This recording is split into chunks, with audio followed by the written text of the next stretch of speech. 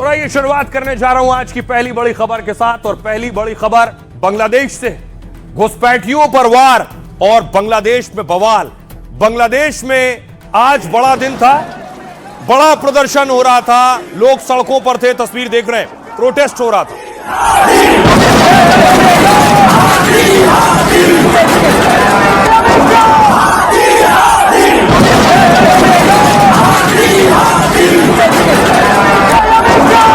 ये तस्वीर आप देख रहे हैं, बांग्लादेश में अभी भी हादी के लिए विरोध प्रदर्शन हो रहा है क्योंकि हादी के हत्यारे अब तक पकड़े नहीं गए।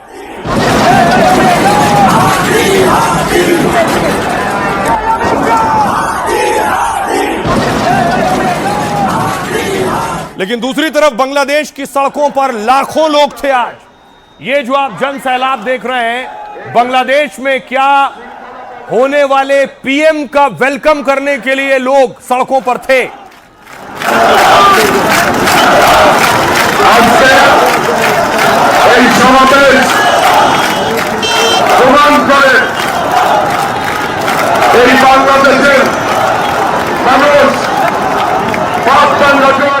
दरअसल खालिदा जिया के बेटे रहमान लंदन से पहुंचे बांग्लादेश चुनाव में शामिल होने के लिए।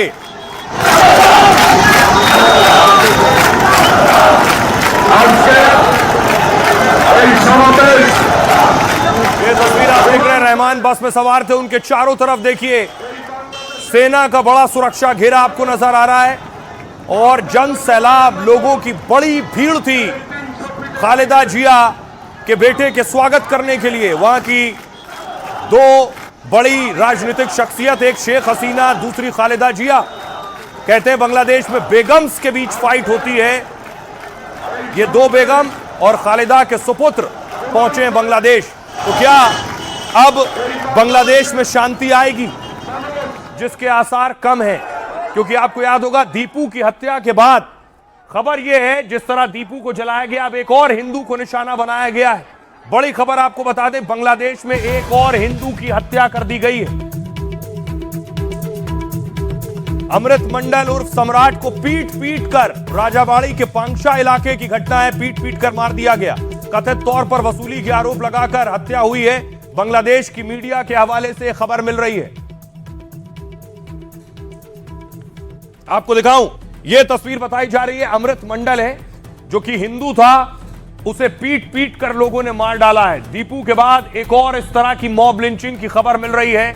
एक और हिंदू को शिकार बनाया गया है अमृत मंडल को।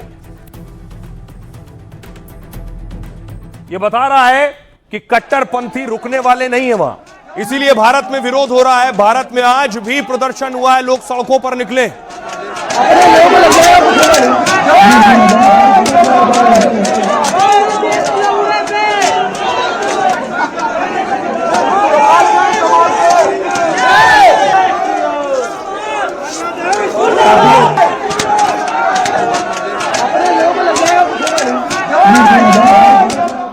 और अब मांग हो रही है घुसपैठियों को भगाने की।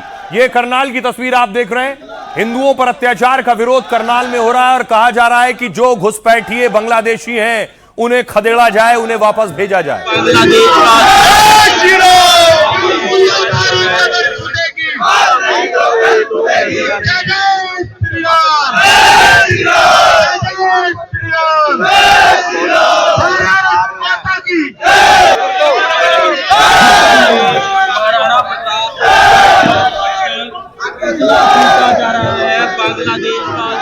और अब अलग अलग राज्यों में घुसपैठियों को खदेड़ने की तैयारी है। अलग अलग राज्यों में घुसपैठिए पकड़े जा रहे हैं और उन्हें वापस बांग्लादेश डिपोर्ट किया जा रहा है।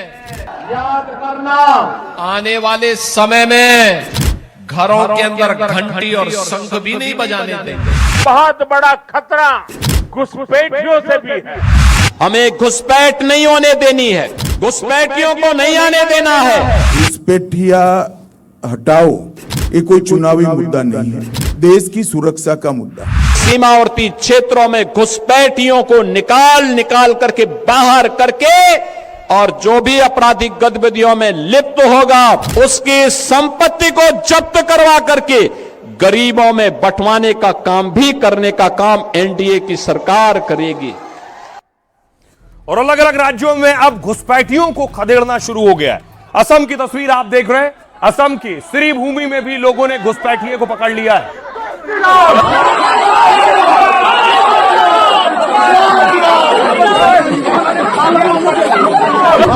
जलाई दो, जिंदा जलाई दो।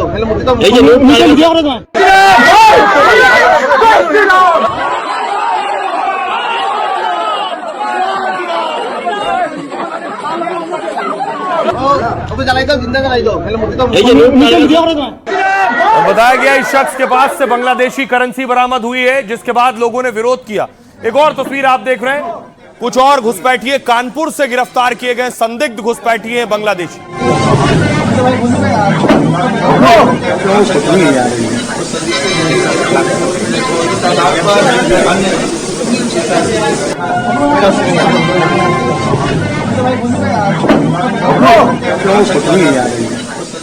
अलग अलग राज्यों से खबर मिल रही है। इससे पहले आपको याद होगा राजस्थान के अलवर में भी संदिग्ध घुसपैठियों को पुलिस ने पकड़ा था और उन पर कार्रवाई की थी कि लोगों में गुस्सा यह है कि बांग्लादेश में जब हिंदुओं पर अत्याचार हो रहा है, उनकी हत्याएं हो रही हैं, तो फिर यहां घुसपैठिए क्यों रहेंगे। आपको बताऊं, दिल्ली वो राज्य है, उन राज्यों में शुमार है जहां से सबसे ज्यादा घुसपैठियों को वापस डिपोर्ट करके बांग्लादेश भेजा गया है। ये दिल्ली से पकड़े गए घुसपैठिए।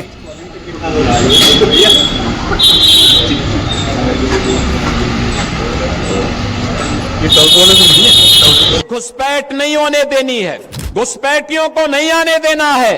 अपने सीमावर्ती क्षेत्रों में घुसपैठियों को निकाल करके बाहर करके 40% बांग्लादेशी मूলৰ মানুহ অলৰেডি আছে আৰু 10% হৈ গলেতো। हिंदुओं पर अत्याचार को लेकर भारत ने बांग्लादेश पर एक्शन तेज कर दिया है। चुन चुन कर बांग्लादेशी घुसपैठियों को पकड़ा जा रहा है और उन्हें देश से निकाला जा रहा है। और इस एक्शन में सबसे आगे हैं योगी और हेमंता। योगी ने तो घुसपैठियों के साथ बांग्लादेश सरकार को भी वार्निंग दे दी है। साफ कह दिया है, न घुसपैठिए बर्दाश्त करेंगे और न बांग्लादेश में हिंदुओं पर अत्याचार। बांग्लादेशी को यहां से निकालेंगे और रोहिंग्या को यहां से बाहर का रास्ता दिखाएंगे तो उनके समर्थन में मत आना। देश में शहर शहर बांग्लादेश के विरोध में प्रदर्शन हो रहा है। यूनुस सरकार को सबक सिखाने की मांग हो रही है। तो बांग्लादेश में 17 साल बाद खालिदा का बेटा रहमान भी लौट आया है और यूनुस को कुर्सी से हटाने की हुंकार भरने लगा है। तो क्या घुसपैठियों वाले इलाज और रहमान की एंट्री से बांग्लादेश में बवाल थमेगा? अब यह गुस्सा बांग्लादेशी घुसपैठियों पर दिख रहा है। शहर शहर एक्शन हो रहा है। बांग्लादेशी और रोहिंग्या घुसपैठियों पर योगी कड़ा एक्शन ले रहे हैं। यूपी के 17 शहरों में घुसपैठियों के खिलाफ टॉर्च ऑपरेशन चला और पुलिस के साथ एटीएस भी घुसपैठियों की धरपकड़ में लगी। इस साल करीब 6000 बांग्लादेशी घुसपैठिए पकड़े गए। गोरखपुर समेत 17 नगर निगम में डिटेंशन सेंटर बन रहा है। हेमंता सरकार घुसपैठियों के खिलाफ कड़ी कार्रवाई कर रही है। हेमंता ने 10% घुसपैठिए बढ़े तो असम बांग्लादेश बन जाएगा, हेमंता ने कहा। पुलिस के साथ बीएसएफ और दूसरी एजेंसियों को भी कड़े एक्शन को कहा है। इसके बाद असम से हाल में 19 घुसपैठियों को बांग्लादेश भेजा गया है। बांग्लादेश बॉर्डर से असम आते 9 लोगों को पकड़ा भी गया है। असम के धुबरी से पुलिस ने एक बांग्लादेशी महिला को भी पकड़ा। पुलिस पूछताछ में खुलासा हुआ कि दलालों ने महिला से 95,000 रुपए लिए और सिलहट के पहाड़ी रास्तों से खराब मौसम में उसकी भारत में एंट्री करा दी और इसके बाद से फर्जी तरीके से महिला का हिंदू नाम से आधार कार्ड बनवाया। 2 महीने से नकली पहचान के साथ यह बांग्लादेशी महिला भारत में रह रही थी और अब हेमंता सरकार ने कानूनी तरीके से उसे डिपोर्ट करने को कहा है। इस साल दिल्ली में सबसे ज्यादा बांग्लादेशी डिपोर्ट किए गए। 2025 में दिल्ली से 2200 बांग्लादेशी वापस भेजे गए। 2024 में 14 और 2023 में 5 बांग्लादेशी भेजे गए थे, जबकि 2022 में 50 बांग्लादेशी डिपोर्ट किए गए थे। गृह मंत्रालय के आदेश पर दिल्ली में एक्शन हो रहा है। अवैध घुसपैठियों की पहचान कर उन्हें वापस भेजा जा रहा है। सुनिए जरा हेमंता बिस्वा शर्मा क्या कह रहे हैं और योगी क्या कह रहे हैं। नोट करना, ये चीजें होनी चाहिए और हमारा भी प्रयास होना चाहिए। जब बांग्लादेशी को यहां से निकालेंगे और रोहिंग्या को यहां से बाहर का रास्ता दिखाएंगे तो उनके समर्थन में मत आना, क्योंकि उनमें से बहुत सारे लोगों के वोट आपने बनवाए हैं उनके बहुत सारे लोगों के लिए आधार भी बनवाने का पाप किया है आप लोगों ने। As promised, we have already invoked जैसा कि हमने वादा किया था, हमने अवैध प्रवासियों के निष्कासन की प्रक्रिया शुरू कर दी है। हमने निर्देश दिया है कि यदि आपको कोई भी व्यक्ति संदिग्ध लगे या कोई भी व्यक्ति जिसे ट्रिब्यूनल द्वारा विदेशी घोषित किया गया हो तो उसका तुरंत निष्कासन किया जाए। पुलिस और बीएसएफ उन्हें बांग्लादेश वापस भेजने की कार्रवाई करे। issue expulsion order. अब सवाल यह है कि जो बांग्लादेश में हो रहा है उसका रिएक्शन भी यहां दिख रहा है, लेकिन क्या बांग्लादेश में सब बदलने वाला है? क्या बांग्लादेश को नया पीएम मिलने वाला है? बांग्लादेश की लड़ाई दिलचस्प है। बांग्लादेश में बेगम्स के बीच लड़ाई होती रही, हसीना और खालिदा जिया, लेकिन खालिदा जिया के बेटे रहमान बांग्लादेश पहुंच गए हैं। अब तक लंदन में थे। देखिए जरा, रहमान ने जब फ्लाइट ली लंदन से, वो तस्वीर मैं आपको दिखाऊं उससे पहले ये तस्वीर देखिए। ये खालिदा जिया को आप देख रहे हैं, ये रहमान है और उनके बगल में रहमान की बेटी है और खालिदा के दूसरी तरफ रहमान की पत्नी है। रहमान ने लंदन से फ्लाइट ली ढाका के लिए और ढाका में रहमान का इंतजार हो रहा था कि रहमान आने वाले, खालिदा के सुपुत्र, खालिदा के बेटे आने वाले।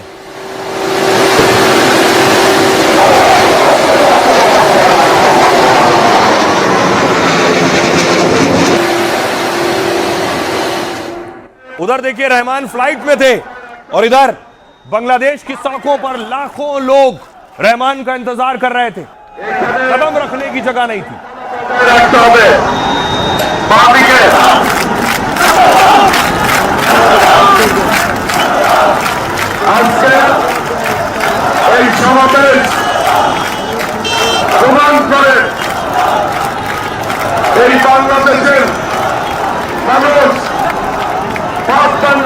उसके बाद देखिए रहमान फ्लाइट में थे तो रहमान की फ्लाइट की तस्वीरें आप देख रहे हैं। रहमान, उनकी पत्नी और उनकी बेटी जब ढाका पहुंचने वाले थे उससे पहले तस्वीरें ली गई, लेकिन आज रहमान पहुंचे ढाका। यह तस्वीर आप देख रहे हैं। माना जा रहा है कि रहमान बांग्लादेश के अगले प्रधानमंत्री हो सकते हैं। चुनाव जीत गए और जीतने की संभावना भी है। बेशक गठबंधन से सरकार बनाए तो क्या बांग्लादेश में हालात बदलेंगे? क्या रहमान कट्टरपंथियों पर लगाम लगाएंगे? अगली तस्वीर देखिए। रहमान जब पहुंचे बांग्लादेश की सरजमी पर तो उन्होंने अपने जूते उतारे और अपने पांव जमीन पर रखे सरजमी को महसूस करने के लिए। খালি পায়ে বাংলাদেশের মাটিতে পা রাখছেন এবং বিমানবন্দর থেকে বেরিয়েই তিনি যে কাজটি করলেন, হ্যাঁ, মাটি তিনি ছুঁয়ে দেখছেন, নেতাকর্মীদের হাতে মাটি তুলে দিচ্ছেন। और उसके बाद देखिए रहमान जब निकले, उनका रोड शो निकला है। खालिदा के बेटे रहमान का रोड शो बस में आगे बैठे हुए थे और चारों तरफ से आप देख रहे हैं बड़ा सुरक्षा घेरा। जो हेलमेट्स में आप देख रहे हैं, भारी सुरक्षा थी रहमान के लिए। ब्रिज पर देखिए जरा, सैकड़ों की भीड़।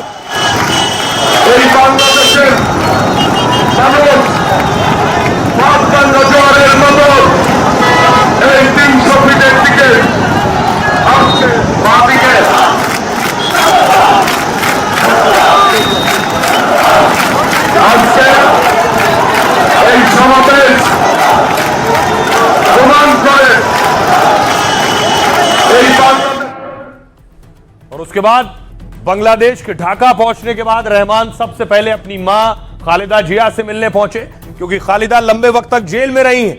जब हसीना पीएम थी उस दौरान भ्रष्टाचार के आरोपों में रहमान अपनी मां खालिदा से मिले और उनकी बेटी रहमान की जो अपनी दादी से मिलती हुई।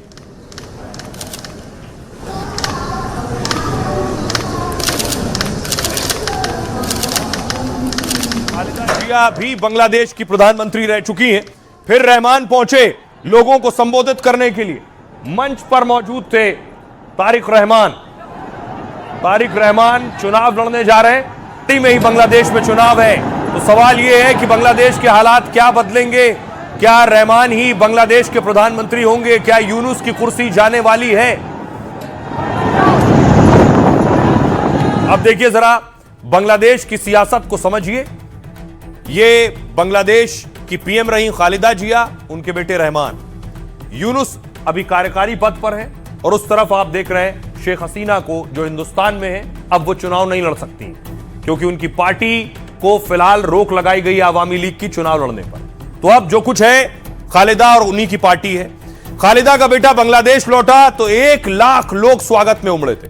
किसी प्रदर्शन या आंदोलन के अलावा पहली बार इतनी भीड़ उमड़ी है। बांग्लादेश को खालिदा के बेटे तारिक रहमान में पीएम नजर आता है, क्योंकि इस वक्त बांग्लादेश में राष्ट्रीय स्तर पर कोई बड़ा चेहरा और नेता नहीं है। शेख हसीना की पार्टी आवामी लीग पर बैन है, मतलब वो चुनाव नहीं लड़ सकती। दूसरी सबसे बड़ी पार्टी बीएनपी की अध्यक्ष खालिदा जिया, 80 साल इनकी उम्र हो गई। खालिदा बहुत बीमार चल रही हैं और सक्रिय राजनीति से बहुत दूर है। तारिक रहमान उनका बेटा बीएनपी के कार्यकारी अध्यक्ष है, यानी सबसे बड़े दावेदार यही है। इनके सामने चुनौती जमाते इस्लामी और एनसीपी जैसी कट्टरपंथी पार्टियों को संभालना है। एनसीपी हसीना विरोधी आंदोलन के बाद बनी है, कोई अनुभवी नेता नहीं है, कोई जनाधार नहीं है। जमाते इस्लामी भारत और बांग्लादेश विरोधी पार्टी मानी जाती है। सालों तक बांग्लादेश में बैन रही, यूनुस सरकार ने उससे बैन हटाया, लेकिन जमाते इस्लामी का आम जनता पर ज्यादा असर या पैठ नहीं। 6314 दिन यानी 17 साल बाद लौटे तारिक का दावा सबसे मजबूत है। 60 साल के तारिक रहमान बांग्लादेश का डार्क प्रिंस कहा जा रहा है इन्हें। बांग्लादेश की आजादी की लड़ाई के वक्त रहमान भी गिरफ्तार हुए थे। 16 दिसंबर 1971 को रिहा हो गए और लेकिन रियासत में 1988 में आए, सियासत में आए, जबकि उनकी मां खालिदा सत्ता में थी। तब रहमान पर कई गंभीर आरोप लग चुके हैं। 2007 में खालिदा के सत्ता से हटते ही तारिक रहमान गिरफ्तार हो गए। उन पर भ्रष्टाचार के 84 केस और हसीना की रैली पर हमला करने का आरोप लगा। 2008 में इलाज के लिए तारिक लंदन चले गए और कसम खाई थी कि बांग्लादेश की राजनीति में दोबारा कभी नहीं लौटूंगा। लेकिन बेकाबू बांग्लादेश में कसम तोड़कर तारिक वापस बांग्लादेश आए हैं। आइए अब आपको सुनवाता हूं। अब इस पर भारतीय सियासतदान क्या कह रहे हैं वो सुनिए। तुष्टीकरण का राजनीति मुस्लिम वोट बैंक को ठीक रखने के लिए वो हिंदू जब अत्याचारित होता है बात नहीं बोलता है, और जब गाजा में बम पड़ता है तब मिছিল करता है। दादा कलकत्ता में पाकिस्तान में जब भारत ऑपरेशन करता है युद्ध न शांति चाहिए बोलता है, और जब बांग्लादेश में हिंदू के ऊपर अत्याचार, हिंदू महिला के ऊपर बलात्कार होता है, तब कोई मिছিল है लोग का, टीएमसी का मिছিল, सीपीएम का मिছিল, कांग्रेस का मिছিল आप नहीं दिखाई देता। ये तुष्टीकरण का राजनीति है। मुझे लगता है कि किसी भी अराजकता को, कानून व्यवस्था में जो पतन है, हिंसा है और इस तरह से हिंदू विरोधी घटनाएं हो रही हैं, इसका संज्ञान जल्द से जल्द बांग्लादेश में लेने की जरूरत है। और ये भी बहुत अफसोस की बात है कि हमारे देश में इस वक्त जब लोग देख रहे हैं कि किस तरह की हिंसा है बांग्लादेश में, कैसे बेदर्दी से, बेरहमी से मारा जा रहा है, जैसे रोजाना पढ़ रहे हैं हम लोग, क्यों हमारे और नेता इस पर नहीं बोलते? इसकी रिटर्न से मेरे ख्याल से अगर ये सत्ता में आता है या इनकी पार्टी डोमिनेट करके आती है, कुछ बेहतर इंपैक्ट होगा भारत बांग्लादेश रिश्तों में, क्योंकि ये थोड़ी मेरे ख्याल से मैच्योरिटी से काम करेगा, थोड़ा स्टेट्समैन लाइक रहेगा। और इन एनी केस कोई भी बांग्लादेश की सरकार आएगी उसको इंडिया के साथ वर्किंग रिलेशनशिप रखनी पड़ेगी। ओके, अब बीएनपी ट्रेडिशनली एंटी इंडिया है। ओके, इंडिया की हेजिमोनी नहीं चाहते, इंडिया से कल्चरल लिंक्स नहीं चाहते, अपनी इस्लामिक आइडेंटिटी बढ़ाना चाहते हैं, सॉफ्ट इस्लामिक, जमात हार्ड इस्लामिक जाती है, राइट। तो इस सब के चलते ये अपना एंटी इंडिया स्टांस रखेगा ही ऑल्सो, क्योंकि इस समय बांग्लादेश में एंटी इंडिया स्टांस रखना ही सबकी एडवांटेज है। हर एक को इलेक्शन में वो तो रखना ही है, एंटी हसीना और एंटी इंडिया, तो वो भी एंटी इंडिया रखेगा। परंतु आई होप, मेरे ख्याल से इतना डार्क, इतना धमकियों भरा जैसे जमात और स्टूडेंट कुछ लीडर्स दे रहे हैं कि हम इंडिया के नॉर्थ ईस्ट को कटवा देंगे, चिकन नेक को, ये उस तरह की स्टेटमेंट्स नहीं देगा मेरे विचार से। अब सवाल यह है, जो बात कह रहे थे विदेश मामलों के जानकार, कि क्या भारत विरोधी है खालिदा का बेटा भी हिंदुस्तान के साथ नहीं जमने वाली है? यह इसलिए सवाल है क्योंकि यह तस्वीर आपको याद होगी जब हसीना बांग्लादेश छोड़कर भागी थी और बांग्लादेश छोड़कर सीधे हिंदुस्तान आई थी हसीना। तो एक बांग्लादेश की बेगम इस वक्त भारत में है और दूसरी बेगम खालिदा है बांग्लादेश में। खालिदा जिया को पिछले दिनों प्रधानमंत्री नरेंद्र मोदी ने ट्वीट कर उनके स्वास्थ्य पर जानकारी ली थी और यह भी कहा था कि अगर कोई जरूरत हो तो भारत मदद करने के लिए तैयार है। तो सवाल यह, खालिदा का बेटा बांग्लादेश का पीएम बनेगा तो भारत के साथ रिश्ते सुधरेंगे क्या? खालिदा जिया को भारत से ज्यादा पाकिस्तान का करीबी माना जाता है, यानी तारिक रहमान की माता जी को। यानी खालिदा और उनकी पार्टी बीएनपी का भारत से बहुत अच्छा रिश्ता नहीं रहा अब तक। खालिदा के बेटे रहमान भी अपने बयानों से ऐसा ही संकेत दे रहे हैं। एक इंटरव्यू में उन्होंने कहा था कि अगर भारत तानाशाह को शरण देगा तो बांग्लादेशी लोगों की नाराजगी मोल लेगा, हम कुछ नहीं कर सकते। लेकिन अब खालिदा और उनकी पार्टी का रुख भारत को लेकर बदल रहा। हाल में मोदी ने खालिदा की सेहत पर चिंता जताई और भारत का भरोसा दिया। मोदी के संदेश का बीएनपी ने स्वागत किया और मोदी की जमकर तारीफ की। साथ ही इस संदेश की तारीफ की तो बीएनपी के नेता खुलकर यूनुस सरकार और उनकी नीतियों का विरोध कर रहे हैं, लेकिन मोदी और भारत के खिलाफ किसी तरह की टिप्पणी या विरोध से बच रहे हैं। बीएनपी नेता सलाउद्दीन यूनुस सरकार में वित्त मंत्री हैं, पर भारत की तारीफ कर रहे हैं। हाल में चावल खरीद की डील की और कहा कि भारत जैसे देश से रिश्ते नहीं बिगाड़ सकते हैं। तारिक रहमान ने भी बांग्लादेश पहुंचते ही हिंदू मुस्लिम एकजुटता की बात की है। मतलब रहमान ने साफ संकेत दिए कि वो भारत से संबंध सुधारने के पक्ष में है। तो क्या संबंध बेहतर होंगे?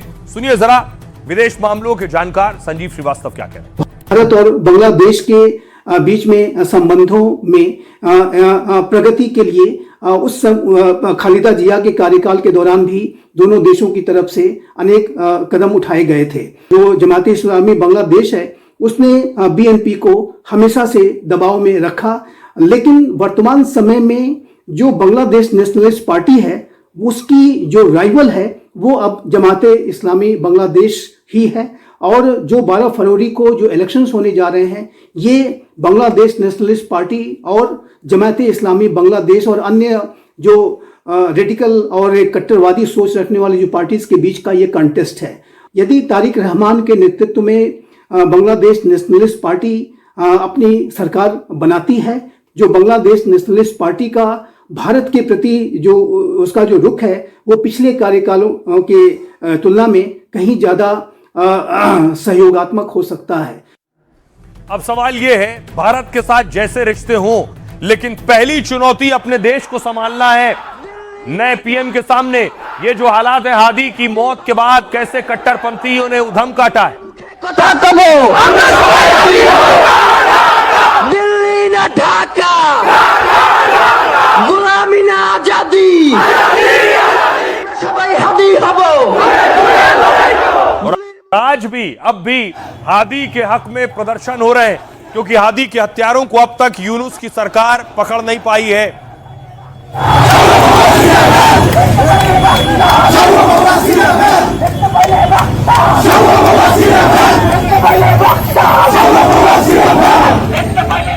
देखिए जरा क्या कुछ कह रहे हैं तारिक रहमान, खालिदा और हसीना। अब सवाल यह है कि तारिक रहमान जो कि बीएनपी के कार्यकारी अध्यक्ष हैं, बांग्लादेश के होने वाले पीएम हैं, 1971 में हमें काफी कुर्बानियों के बाद आजादी मिली, ये कह रहे हैं तारिक रहमान। देश के लोगों और भविष्य के लिए मेरे पास प्लान है। मुस्लिम, हिंदू, बौद्ध, ईसाई सभी एकजुट होकर रहें। हम बांग्लादेश में शांति और स्थिरता चाहते हैं। 2024 में आंदोलन के बहादुर नेता हादी को गोली मारी गई, लेकिन नए बांग्लादेश में अब यह सब नहीं चलेगा। यानी वो कह रहे हैं कि 2025 में गोली मारी गई हादी को, अब यह सब नहीं चलेगा। इस देश की कमान अब युवा पीढ़ी संभालेगी। यूनुस ने कहा, यूनुस के प्रेस सचिव शफीकुल तारिक का स्वागत कर रहे हैं तारिक रहमान का, और कहा बांग्लादेश की सबसे बड़ी पार्टी बीएनपी के नेता है तारिक रहमान, और उनकी वापसी का देश में सकारात्मक प्रभाव पड़ेगा। बांग्लादेश में पिछले कुछ समय से खाली राजनीतिक खालीपन है और तारिक रहमान के आने से इसे भरने में मदद मिलेगी। शेख हसीना की पार्टी से जुड़े नेता सद्दाम ने गंभीर आरोप लगाए। कहा तारिक की घर वापसी से देश में राजनीतिक स्थिरता बढ़ेगी। इस वापसी का एक ही मकसद है, एक तरफा चुनाव करवाना। तारिक कई मामलों में दोषी हैं, अपराधी तक ठहराए गए हैं। वो भी बांग्लादेश में फांसीवादी राजनीति को ही आगे बढ़ाएंगे। सुनिए जरा तारिक रहमान क्या कह रहे हैं। मार्टिन लूथर किंग का एक डायलॉग है, मेरे पास एक सपना है। आज मैं बांग्लादेश की धरती से अपने देश के लोगों के सामने बोलना चाहता हूं कि मेरे पास प्लान है मेरे देश के लोगों के लिए। सामने আমি বলতে চাই, Government didn't take any sort of initiative Bangladesh में पूरी तरह से अराजकता का माहौल है। वास्तव में भीड़ बांग्लादेश पर शासन कर रही है और सरकार हर संभव तरीके से इसमें सहयोग कर रही है। चरमपंथी खुलेआम अंतर्राष्ट्रीय आतंकवादी संगठनों, पाकिस्तान समर्थित संगठनों और जघन्य हमलों के पूर्व दोषियों से मिल रहे थे। उस्मान हादी के भाई ने जो कहा कि वो बांग्लादेश की क्रूर असलियत है। बांग्लादेश के अंदर जो बवाल हो रहा है उसके लिए यूनुस सरकार जिम्मेदार है। और आपको बताऊं, हमारे साथ एक खास मेहमान जुड़ रहे हैं जो आपको बताएंगे बांग्लादेश में हालात क्या है। हमारे साथ मशहूर सिंगर रहमान जुड़ रहे हैं। रहमान कॉन्सर्ट करने गए थे बांग्लादेश। अरमान बांग्लादेश गए थे कॉन्सर्ट करने के लिए, लेकिन वहां के हालात के बाद अरमान ने अपना कॉन्सर्ट रद्द कर दिया है। अरमान, जरा बताइए बांग्लादेश में हालात क्या हैं, आपने क्या महसूस किया? पिछले 2-3 दिन से मुझे अपडेट्स मिले जा रहे थे कंटिन्यूसली। मेरे बहुत से जान पहचान के लोग वहां रहते हैं, मेरे दोस्त हैं वहां पे बहुत सारे जो वहां के हिंदू हैं। तो अचानक से ये 2-3 दिन पहले ही मुझे ये न्यूज मिला कि वहां पे किसी हिंदू को पकड़ के बुरी तरह से मारा गया और जला दिया गया। एंड ये एक रीजन हुआ। दूसरा, वहां पे जितने साज रखे हुए थे उन सबको बुरी तरह तोड़ा गया, उनका अपमान किया गया। और जिस तरह से ये उनका हेट्रेड निकल के आया है towards the Hindus and the instruments, ये दोनों ही मेरे लिए एक बराबर का जुर्म है। तो मैं एक ऐसे देश में नहीं जा सकता जहां इंसानियत की कोई गुंजाइश नहीं है, जहां साज को जिसको हम पूजा करते हैं उसकी कोई इज्जत नहीं है। मैं ऐसे देश को एक देश भी नहीं मानता हूं और उस मिट्टी में मैं जिंदगी में कभी अपने कदम नहीं रखूंगा। जी, बहुत बहुत शुक्रिया हमसे बात करने के लिए। अरमान खान को आप सुन रहे थे जो बांग्लादेश से कॉन्सर्ट रद्द करके लौटे और कह रहे हैं जिंदगी में उस देश में नहीं जाऊंगा। लेकिन इस बीच एक और खबर है और एक और तस्वीर है जो कुछ बांग्लादेश में हो रहा है। हम उसकी निंदा और आलोचना कर रहे हैं कि अल्पसंख्यकों के खिलाफ क्या हो रहा है, लेकिन कुछ ऐसा भारत में हुआ जिसकी निंदा की जानी चाहिए। फिर मैं आपको दिखाऊं, क्रिसमस पर छत्तीसगढ़ के रायपुर में कुछ लोग पहुंचे और उसके बाद देखिए सेंटा पर लाठियां बरसाई हैं और सेंटा को गिरा दिया।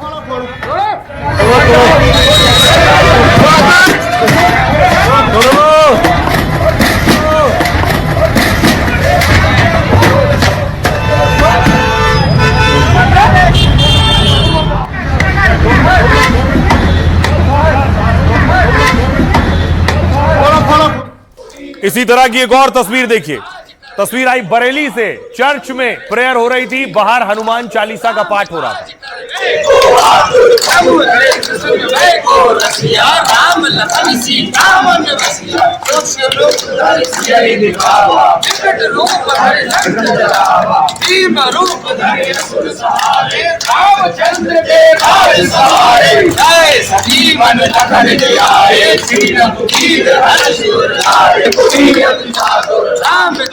अब देखिए एक और तस्वीर आई असम से। असम में चर्च में घुस गए कुछ संगठन और उसके बाद देखिए ये जबलपुर की तस्वीर मैं आपको दिखा रहा हूं। जबलपुर में चर्च में घुस गए और वहां हंगामा किया।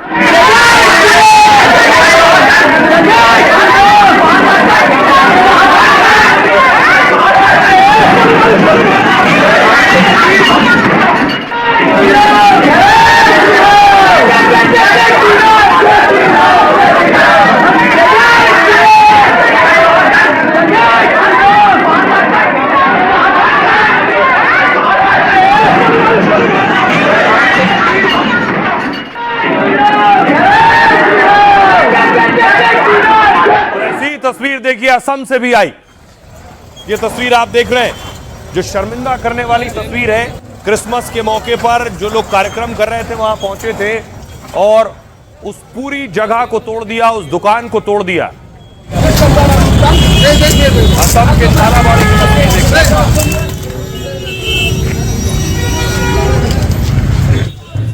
और उसके बाद आग लगा दी। अगली तस्वीर देखिए रायपुर में मॉल के अंदर जहां क्रिसमस के लिए डेकोरेशन किया गया था, सजावट की गई थी, अंदर घुसकर उसमें तोड़फोड़ की।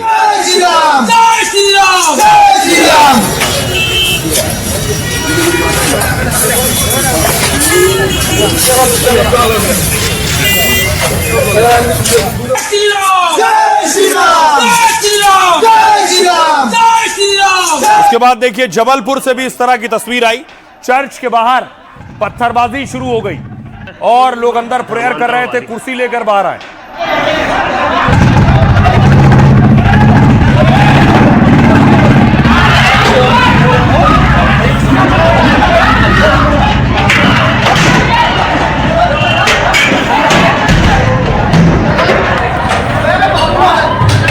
पूरी दुनिया के साथ हिंदुस्तान भी क्रिसमस का जश्न मना रहा था, लेकिन तभी भारत के कई हिस्सों से त्योहार पर तोड़फोड़ और बवाल की तस्वीरें सामने आई।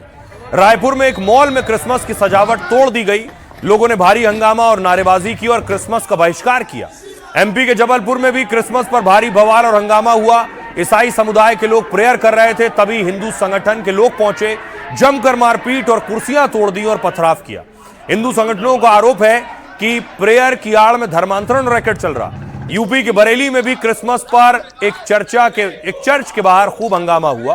प्रदर्शनकारियों ने हनुमान चालीसा का पाठ किया और नारेबाजी की। संगठन ने आरोप लगाया कि क्रिसमस में हिंदू धर्म को बदनाम किया जाता है, जिसे हम किसी कीमत पर बर्दाश्त नहीं करेंगे। असम के नालबाड़ी में भी क्रिसमस के उत्सव में जमकर उत्पात मचाया गया। कुछ लोगों ने हिंदुओं के साथ खिलवाड़ का आरोप लगाकर तोड़फोड़ की। क्रिसमस के सजावटी सामान और गिफ्ट में आग तक लगा दी। हिंदुस्तान को अनेकता में एकता वाला देश कहा जाता है।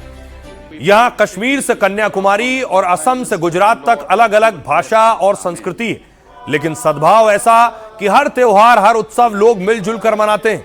प्रधानमंत्री नरेंद्र मोदी ने आज इसी की मिसाल पेश की। क्रिसमस पर सुबह सुबह दिल्ली के एक चर्च पहुंचे। प्रधानमंत्री ईसाइयों के सबसे बड़े त्योहार में न सिर्फ शामिल हुए, बल्कि पूरी प्रेयर में रहे और भाईचारे और सद्भाव का संदेश भी दिया। आइए अब आपको सुनवाता हूं, सुनिए जरा ये जो कुछ घटना हुई, इस पर साधु संत क्या कह रहे हैं। के सामने कल बरेली में हनुमान चालीसा का पाठ कर रहे हैं, कहीं सेंटा क्लॉज बना हुआ है उसको तोड़फोड़ कर रहे हैं, कहीं महिलाओं को घेर के मार रहे हैं, पीट रहे हैं, कहीं चर्च के अंदर घुस के जो उनके फादर होते हैं, पादरी होते हैं, उनको जो अपना पूजा पाठ कर रहे हैं, उनको जाके गाली गलौज कर रहे हैं। ऐसा हिंदुस्तान आप बनाना चाहते हैं? ये आप पूरी दुनिया में संदेश देना चाहते हैं? आप कल्पना कीजिए दुनिया के बाकी देशों में जो भारतीय रह रहे होंगे उनको कितनी शर्मिंदगी उठानी पड़ती होगी। देखिए, मुझे लगता है कि किसी के भी धर्म के बारे में या किसी के धर्म पर इस प्रकार का हस्तक्षेप नहीं करना चाहिए, लेकिन जो लोग हिंदुओं को जबरदस्ती क्रिश्चियन बनाने का कार्य कर रहे हैं, और उनको भी ये अधिकार नहीं है कि वो हिंदुओं को क्रिश्चियन बनाए, और सारे धर्मों की आस्था के लिए ही भारत सर्वोच्च है। देखिए, इस बात की जितनी निंदा की जाए कम है। हमारे किसी शास्त्र में, किसी भी वेद में ये नहीं लिखित है कि आप किसी के भी धर्म को क्षति पहुंचाएं या आहत करें। सर्वधर्म संभाव की भावना लेके सनातन चलता है। सनातन से ही उत्पत्ति सबकी है। जो कृत्य किया गया है इसकी जितनी घोर निंदा की जाए कम है। रामचरितमानस पाठ करने का जो अपना विधान है वो भगवान के मंदिर में है, अपने घर में है। ये तो एक तरीके का देश में एक गलत तरीके का हिंदुत्व को फैलाना हुआ। अगर करने का ही शौक है तो जा करके बांग्लादेश में करना चाहिए जहां हिंदुओं की हत्या हुई है। तो उम्मीद कि ये जंग जल्द ही रुकेगी, क्योंकि ये जंग मंदिर से ज्यादा जमीन की है। खबरों में आगे बढ़ते, आज की एक और खबर है। भारत का K4 पावर, दुश्मन कांपे थर-थर। K4 क्या है मैं आपको बताऊं। भारत ने K4 का टेस्ट किया है। ये है K4 मिसाइल। इसके आगे देख रहे हैं वॉरहेड। ये अपने साथ लगभग 2 टन परमाणु ले जा सकती है मिसाइल, जिसका टेस्ट किया गया। तस्वीर मैं आपको अगली दिखाऊं इस मिसाइल के टेस्ट की। ये तस्वीर आप देख रहे हैं, ये पनडुब्बी से मिसाइल दागी गई है, पानी के अंदर से मिसाइल दागी गई है।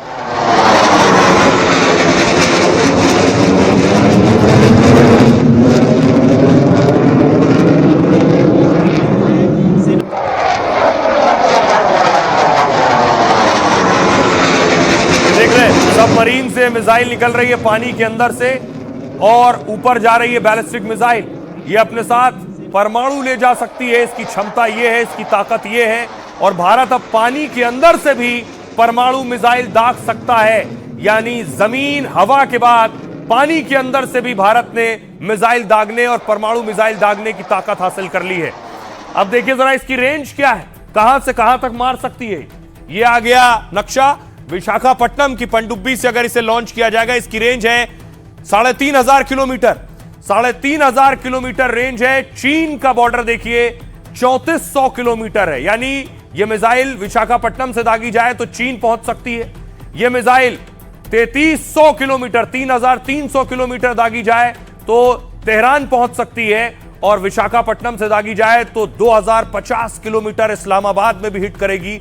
इसकी रेंज है 3,500 किलोमीटर, 1700 किलोमीटर पर म्यांमार पर जाकर हिट करेगी। यह है इस मिसाइल की ताकत। और बांग्लादेश जो 1100 किलोमीटर है विशाखापट्टनम से, बांग्लादेश भी इसकी जद में है। तो दुनिया के बहुत से बड़े बड़े देश इसकी रेंज में आते हैं, इसलिए विरोधियों में डर और दहशत भी है। ये मिसाइल कैसे दागी जाएगी पानी के अंदर से, एक एआई वीडियो में आपको दिखा रहा हूं। पनडुब्बी के अंदर से इस तरह से निकलेगी ये मिसाइल और सीधे दुश्मन के ठिकाने पर हिट करेगी।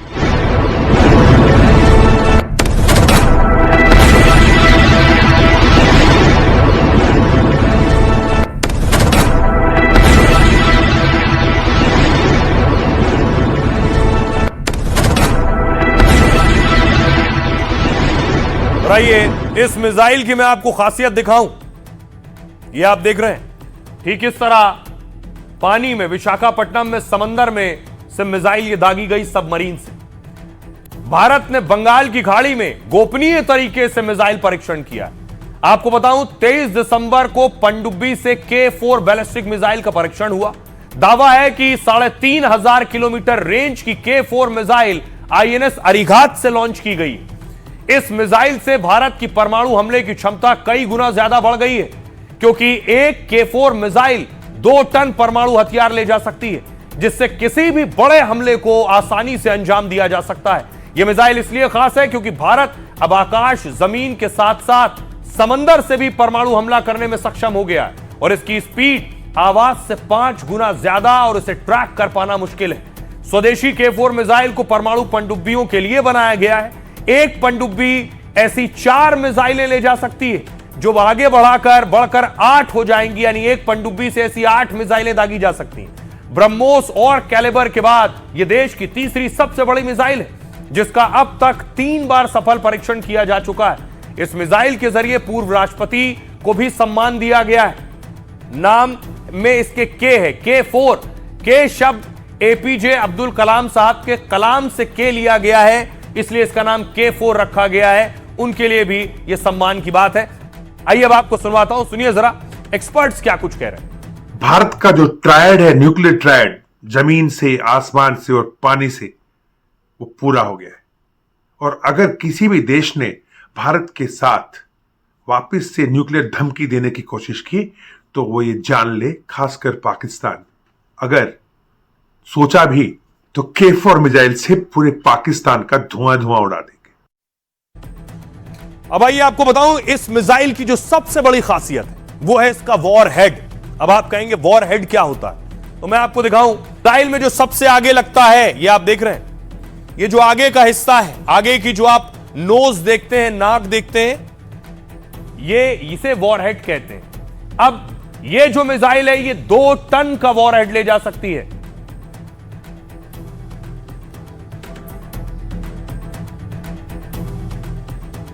देखिए जरा इसका जो वॉरहेड है, इसके वॉरहेड कितना न्यूक्लियर पेलोड ले जा सकता है, यानी कितना परमाणु अपने साथ ले जा सकता है, ये बताता हूं। देखिए जरा, यह है K4 मिसाइल। K4 मिसाइल की क्षमता 2 टन परमाणु सामग्री ले जाने की। 2 टन न्यूक्लियर का मतलब है 2000 किलो परमाणु केमिकल, 2000 किलो।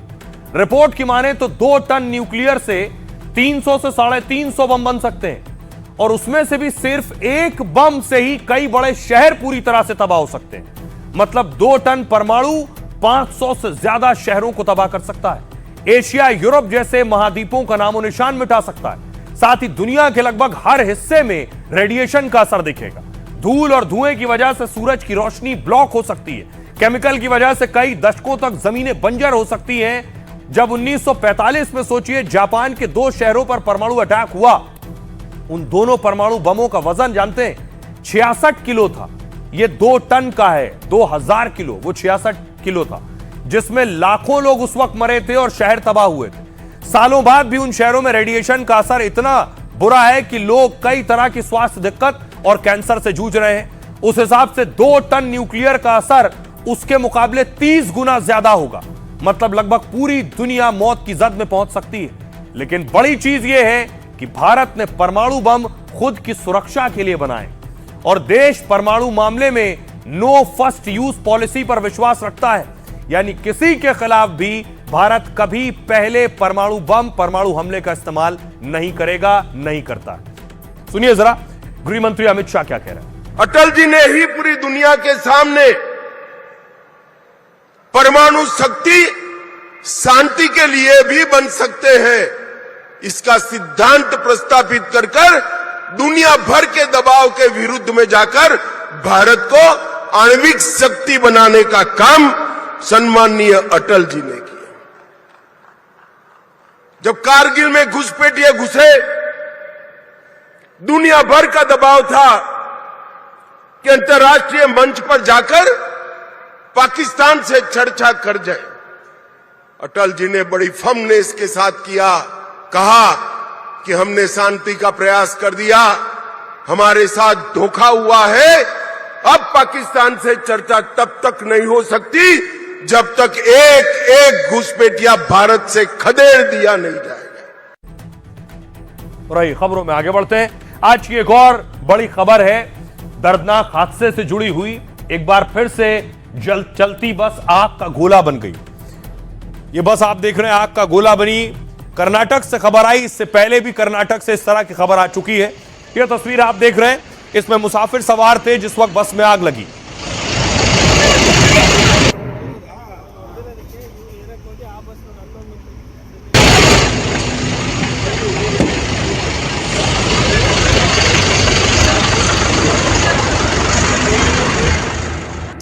आग लगने के बाद देखिए बस पूरी तरह से जलकर खाक हो गई।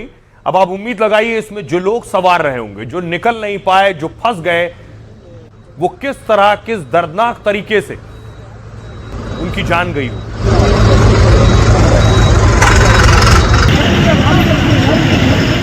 और उसके बाद देखिए जिन लोगों की मौत हुई है, लगभग बताया जा रहा है 10 लोगों की जलकर मौत हुई है इस बस में।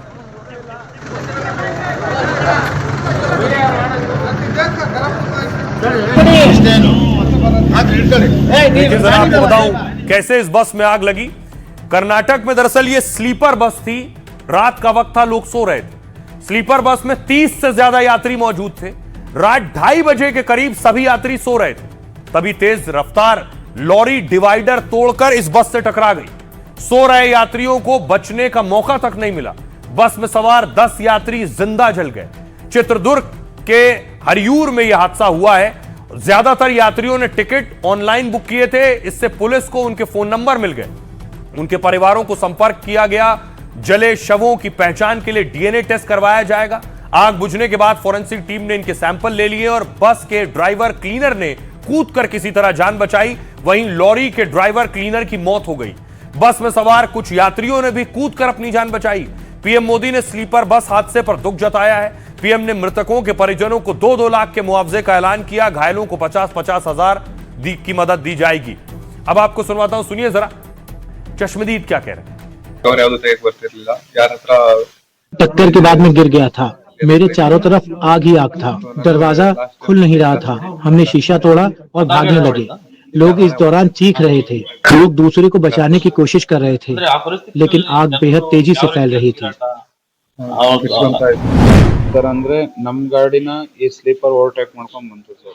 एक बस ने हमें ओवरटेक किया। इसी दौरान एक लॉरी जो दूसरी साइड से आ रही थी डिवाइडर तोड़ते हुए हमारी बस से टकरा गई।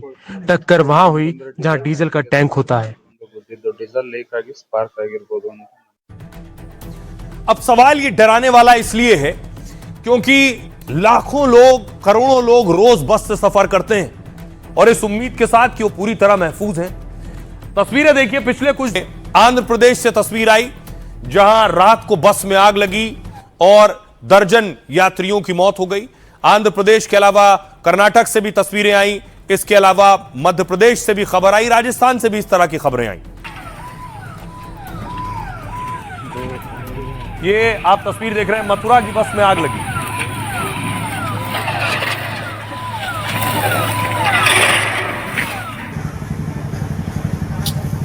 ये मुजफ्फरपुर में बस में आग लगी। अब सवाल ये कि बस में आखिर आग बार बार क्यों लग रही है, तो बताऊं। 25-30 सालों से स्लीपर बसों का चलन बहुत बढ़ गया है। पहले रात में बसें नहीं चला करती थी, अगर आपको याद हो, लेकिन हाईवे बनने के बाद तेजी से यह चलन बढ़ा है। पिछले 2 महीनों में आधा दर्जन बस हादसे का शिकार हुई। इससे रात में चलने वाली बसों पर सवाल उठ रहे हैं। एक्सपर्ट्स के मुताबिक इसके पीछे बहुत सी वजह है। इन बसों में वायरिंग के सस्ते होने का दावा है, यानी बस मॉडिफाई कराई जाती है और सस्ती वायरिंग लगा दी जाती है। सुरक्षा मानकों का उल्लंघन किया जाता है। बसों को मन मुताबिक बनवाने से भी गड़बड़ी होती है। बस कहीं खड़ी कर देते हैं और इसको मॉडिफाई कराते हैं कि इसको अच्छा बना दो, इसमें बहुत सी चीजें लगा दो अलग अलग। इससे होता क्या है, बहुत सी वायरिंग होती है तो शॉर्ट सर्किट हो जाता है। फैंसी लाइटिंग से भी बसें असुरक्षित हो जाती हैं। अवैध चार्जिंग पॉइंट्स भी सुरक्षा के लिए खतरा है। कई बार बसों में फायर सुरक्षा में खामियां सामने आई और फायर एक्सटिंग्विशर अक्सर कम भरे होते हैं। कई बार एक्सपायर हो चुके होते हैं, काम नहीं कर रहे होते हैं। ज्यादा पैसों के लालच में इमरजेंसी जो गेट होता है वहां भी सीट लगा दी जाती है। इससे कई बार यात्रियों को बाहर निकलने का मौका नहीं मिल पाता। शीशों के पास इमरजेंसी में इसे तोड़ने के लिए हथौड़ा तक नहीं होता। अधिकतर प्राइवेट बस ऑपरेटर सुरक्षा मानकों का उल्लंघन करते हैं। आरटीओ की तरफ से केवल सर्टिफिकेट पर भरोसा किया जाता है। इस तरह बसों की कोई नियमित जांच नहीं होती है। कई बार यह लापरवाही यात्रियों के लिए जानलेवा साबित होती है और यह सच है, यात्रियों की जान से खिलवाड़ होता है। और इसीलिए बहुत से देशों ने स्लीपर बस बंद कर दी। रात को बस नहीं चलेगी, लोग नींद में नहीं होंगे, इस तरह के हादसे होंगे तो अपनी जान बचा सकेंगे। देखिए, अब मैं आपको बताऊं, जर्मनी में देखिए, दुनिया के कई देशों में स्लीपर बसें बैन है, उनमें जर्मनी एक है। जर्मनी में 2006 में स्लीपर बसों पर बैन लगा और बसों की ऊंचाई बनावट के कारण कई बार बसें पहले पलट गईं और कई बार हादसे के वक्त यात्रियों की उछलने से मौत हो गई। कई बसें हादसों के बाद यहां स्लीपर बसें बैन कर दी गईं। चीन देखिए, चीन में भी कई स्लीपर बसें हादसे का शिकार हुई हैं। 2012 में स्लीपर बसों के निर्माण और रजिस्ट्रेशन पर बैन लगा दिया गया। 2018 में सभी पुरानी स्लीपर बसें हटा दी गईं। रेल नेटवर्क की कमी के कारण स्लीपर बसें चला करती थीं और 2009 से 12 के बीच 13 बस हादसों में 252 लोगों की मौत हुई थी। इंग्लैंड देखिए, इंग्लैंड में स्लीपर बसों पर 2017 में ही बैन लगा दिया गया था। साथ ही बसों को कमर्शियल बस सर्विस में फेल पाया गया और इसकी लागत अधिक होने के साथ साथ खतरा ज्यादा था। यहां 1920 से 50 तक स्लीपर बसें बेहद लोकप्रिय हुआ करती थीं और शॉर्ट सर्किट की आशंका, सुरक्षा की कमी से इसे बंद कर दिया गया। यह वजह थी कि स्लीपर बसें बंद कर दी गई हैं। अगर भारत में भी चल रही हैं तो बाकायदा एजेंसियों को उनकी ठीक तरीके से जांच करनी चाहिए। खबरों में आगे बढ़ते हैं। नवी मुंबई एयरपोर्ट से उड़ानें शुरू हुई। तस्वीर मैं आपको दिखाऊं, पहली तस्वीर, पहला इंडिगो का जो फ्लाइट पहुंचा। ये पहले आप एयरपोर्ट की तस्वीर देखिए। इसका उद्घाटन प्रधानमंत्री नरेंद्र मोदी ने किया था। नवी मुंबई में बनकर तैयार हुआ यह एयरपोर्ट और आज पहली फ्लाइट लैंड हुई तो उसे फाउंटेन से बाकायदा वेलकम किया गया, वाटर सैल्यूट दिया गया। इसे वाटर सैल्यूट कहते हैं।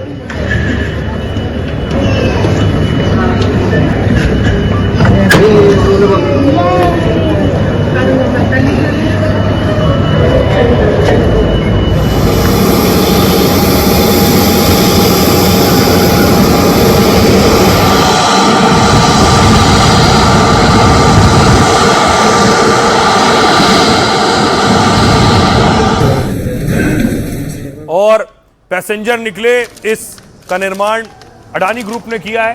तो एयरपोर्ट पर देखिए, अडानी खुद पहुंचे थे। जो मुसाफिर पहुंचे उनका स्वागत करने के लिए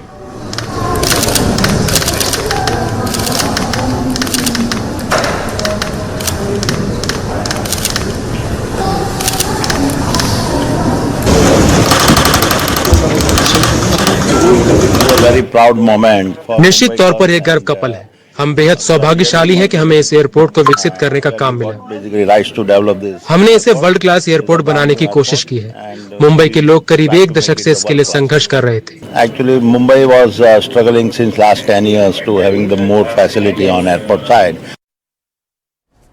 अब मैं आपको बताऊं, इस बीच इसके अलावा पिछले दिनों आपको याद होगा इंडिगो में फ्लाइट्स कैंसिल को लेकर बहुत बवाल हुआ था। इस बवाल पर लगाम लगाने की तैयारी सरकार ने कर ली है। अगली तस्वीर में आपको बताऊं, 3 नई एयरलाइंस को ग्रीन सिग्नल दिया गया है। शंख एयर, इस तरह के 3 एयरलाइन हैं जिन्हें ग्रीन सिग्नल दिया गया है और इन एयरलाइंस के आने से इंडिगो की जो मोनोपोली थी वो खत्म होगी, यानी सिर्फ इंडिगो ही चारों तरफ थी और ऐसी एयरलाइंस अगर दिक्कत में आती है तो मुसाफिर परेशान होते हैं।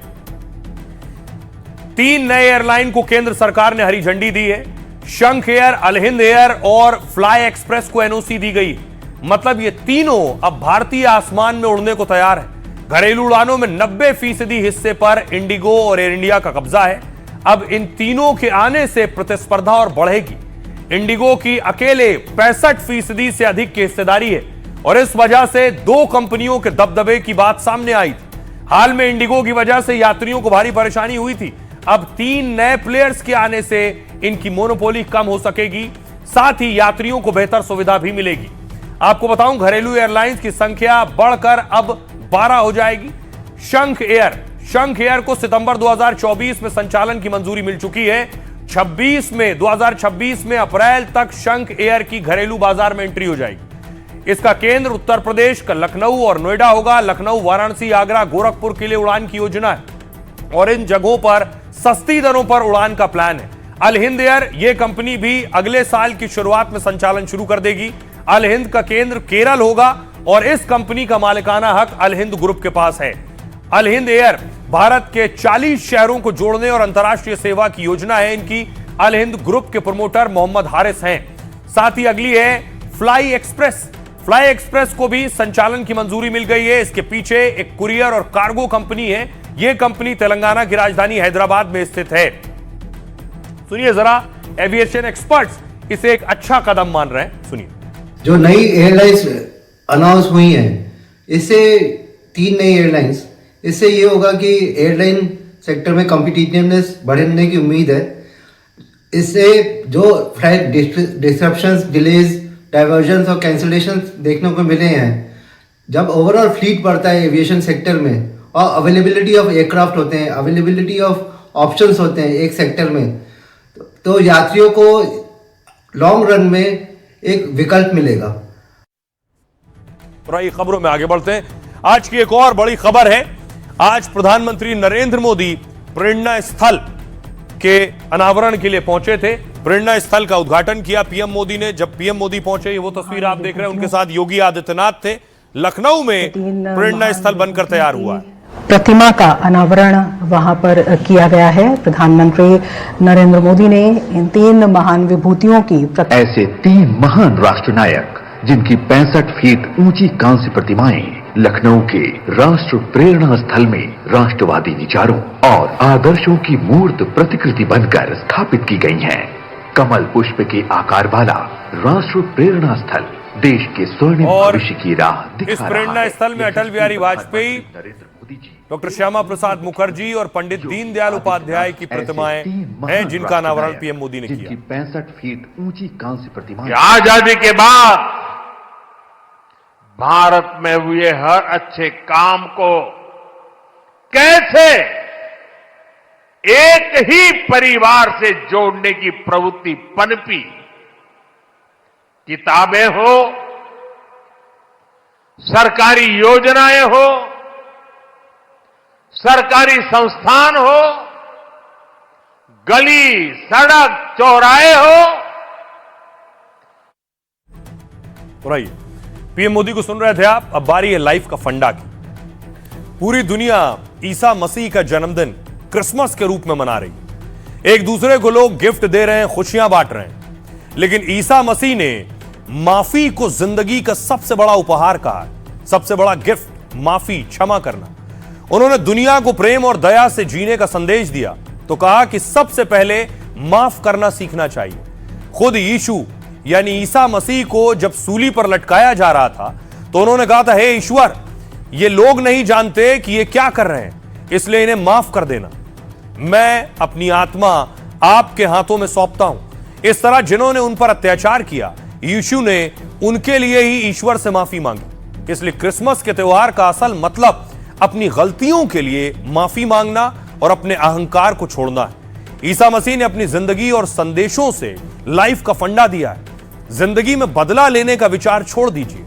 छोटी छोटी बातों पर गुस्सा करने के बजाय माफ करना शुरू कीजिए। इससे आपको शांति भी मिलेगी और सुकून भी।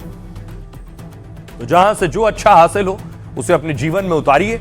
अपना और अपनों का बहुत बहुत ख्याल रखिए। रुकना एक छोटे से ब्रेक के लिए।